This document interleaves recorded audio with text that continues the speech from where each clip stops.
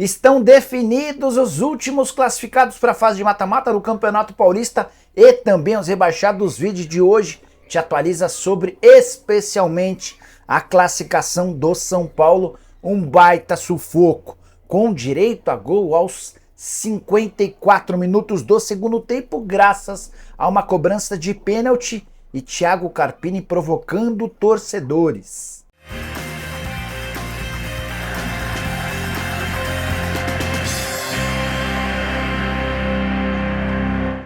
Fala aí pessoal, sou Jorge Nicola, bem-vindos a mais um vídeo do canal. O objetivo por aqui é deixar você por dentro de tudo que tá rolando com o seu clube do coração. Para quem não me conhece, jornalista esportivo trabalhando no meio desde 2000, com passagens por ESPN, Diário de São Paulo, Rádio Bandeirantes, entre outras. Sem perder tempo, bora para os assuntos desse domingo. Última rodada de Campeonato Paulista na fase de grupos e a gente teve uma série de definições. As 3 últimas vagas para o mata-mata e os 2 rebaixados para a Série A2, que equivale à segunda divisão. Quero começar por essa parte de baixo da tabela. Ituano e Santo André foram rebaixados. 2 times que faziam parte do mesmo grupo. Vale a lembrança de que para rebaixamento, independentemente do grupo, caem aqueles com pior campanha. O Ituano foi o pior de todos, com apenas 6 pontos conquistados em 12 partidas. Santo André, que venceu na última rodada, foi a 8, mas ainda assim também caiu. Quero começar falando sobre o Ituano. O time perdeu para o São Paulo por 3-2 e encerra sua participação nesse Paulista com uma única vitória em 12 rodadas, triunfo contra o Corinthians logo no início da competição. Uma vitória e 3 empates, restante de jogos de derrotas. O Ituano, que ainda teve durante a maior parte da campanha o Marcinho, ex-jogador e ex-atacante, passagem por vários clubes como técnico, o Alberto Valentim assume na reta final para 2 partidas, as 2 com derrotas. Ituano que tem como um dos seus acionistas Juninho Paulista. Ele até chegou a se licenciar enquanto esteve trabalhando para a seleção brasileira, mas o Ituano sempre foi o clube do Juninho. De volta ao comando do Ituano, agora amarga esse rebaixamento. O Ituano era o time do interior de São Paulo há mais tempo na primeira divisão de forma ininterrupta. Foram 23 participações consecutivas do Ituano na elite do futebol nacional. O time cai para a Série A2 e vai ter de disputar a Série B do Brasileiro no segundo semestre. Contar sobre o Santo André, que até venceu na última rodada, primeira vitória do Santo André em 12 rodadas, triunfo por 1-0, o gol foi marcado por Alexei. Mas o resultado não foi suficiente. O Santo André tinha 5 pontos, fruto de 5 empates e outras 6 derrotas. Termina a competição com 8 pontos conquistados, atrás do Guarani, que era outro time ameaçado. O Bugre recebeu nesse domingo dentro de casa o Red Bull Bragantino. O Red Bull que tem jogado com os reservas por causa das fases de mata-mata da pré-Libertadores. O Guarani venceu por 1-0, o único gol da partida marcado por Pablo Tomás. Guarani, que tinha 7 pontos, foi a 10, deixou de ser ameaçado por Ituano e também Santo André e se mantém na primeira divisão do futebol paulista. Alguma dúvida sobre os times rebaixados? Use o espaço para comentário que eu já respondo para vocês, beleza? Bora falar agora sobre grupo a grupo, como é que ficou a fase de mata-mata, em especial a situação do São Paulo, enorme sufoco. Quero começar com o grupo A. Santos e Portuguesa se enfrentam no próximo fim de semana, local ainda indefinido, embora o Santos esteja fazendo campanha para poder jogar na Vila Belmiro. Peixe termina com a segunda melhor colocação na classificação geral, 25 pontos, contra uma Lusa que com apenas 10 pontos é o pior time entre os 8 classificados. Só uma curiosidade, Portuguesa termina com 10 pontos classificada, enquanto o São Bernardo com 21 pontos foi eliminado. O time do ABC deu azar de cair no grupo com o São Paulo e Novo Horizontino, que passaram com 22 pontos. A Lusa, com esses 10 pontos, ficou à frente do Santo André e do Ituano, os 2 rebaixados do Paulistão. Campanha da Portuguesa de 3 vitórias, 1 empate e 8 derrotas em 12 jogos.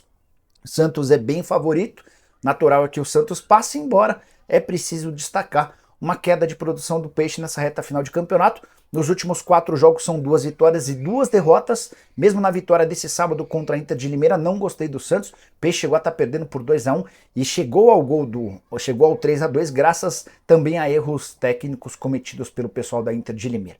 No grupo B, o confronto de quartas de final terá Palmeiras e Ponte Preta. É bom lembrar que o jogo das quartas é jogo único, tá? Em caso de empate e decisão nos pênaltis, a vantagem do time de melhor campanha é atuar dentro do seu estádio. Então Palmeiras e Ponte se enfrentam, o Verdão com 28 pontos, pelo terceiro ano seguido com a melhor campanha na fase de grupos. A Ponte Preta terminou sua participação na fase de grupos com 17, mesmo com a derrota, a classificação acabou sendo garantida. A Ponte só perderia o seu lugar nesse domingo para o Água Santa se fosse derrotado pelo Santo André, se o Água Santa vencesse o Corinthians e ainda uma diferença de 8 gols a favor da Ponte fosse retirada. O Água Santa empatou com os reservas do Corinthians em 0-0 e olha que o Corinthians jogou durante todo o segundo tempo com 1 a menos porque o Rian foi expulso. Então dessa maneira o Água Santa foi para 15 pontos, a Ponte com a derrota se manteve em 17 e garantiu a classificação. O jogo entre Palmeiras e Ponte não será no Allianz Parque, pelo menos foi o que garantiu ontem o Abel Ferreira. Tem tudo para que a partida aconteça na Arena Barueri, estádio arrendado no ano passado pela Leila Pereira, mas que acabou micando o torcedor do Palmeiras, não pegou gosto pela Arena Barueri. O Palmeiras tem jogado com enorme frequência para 10, 11, 12 mil torcedores, com lucros muito, mas muito menores do que nos tempos de Allianz Parque. Seria importante que a W Torre acelerasse o processo de melhora do gramado para que o Verdão pudesse atuar dentro do seu estádio. Para mim, o Palmeiras é bastante favorito, apesar de não estar jogando bem. Vitórias contra Mirassol, contra Portuguesa e Botafogo, de um time que vai se arrastando no campeonato, vencendo na base da força, muito menos do que na técnica. No grupo C, classificados Red Bull Bragantino e Inter de Limeira. Esse era o grupo do Corinthians. O Timão foi eliminado na terceira colocação com um empate em 0-0 com Água Santa nesse domingo, acompanhado da derrota do Mirassol para o São Bernardo. Corinthians e Mirassol terminaram empatados com 14 pontos. Corinthians levou a melhor em relação ao Mirassol por conta do número de vitórias, mas insuficiente para buscar a vaga na fase de mata-mata. A Inter de Limeira já tinha 17 pontos, perdeu nesse sábado para o Santos. O Red Bull Bragantino, líder do grupo com 21, também foi derrotado, como contei para o Guarani. Então o Red Bull Bragantino e o Inter se enfrentam no próximo final de semana, jogo em Bragança Paulista. Red Bull Bragantino é favorito, mas Inter de Limeira tem feito bom campeonato paulista. Para mim, a grande surpresa entre os times do interior, alguém que eu imaginava que brigaria contra o rebaixamento e fez campanha das mais interessantes. Hora de falar sobre o São Paulo com muita polêmica e sufoco.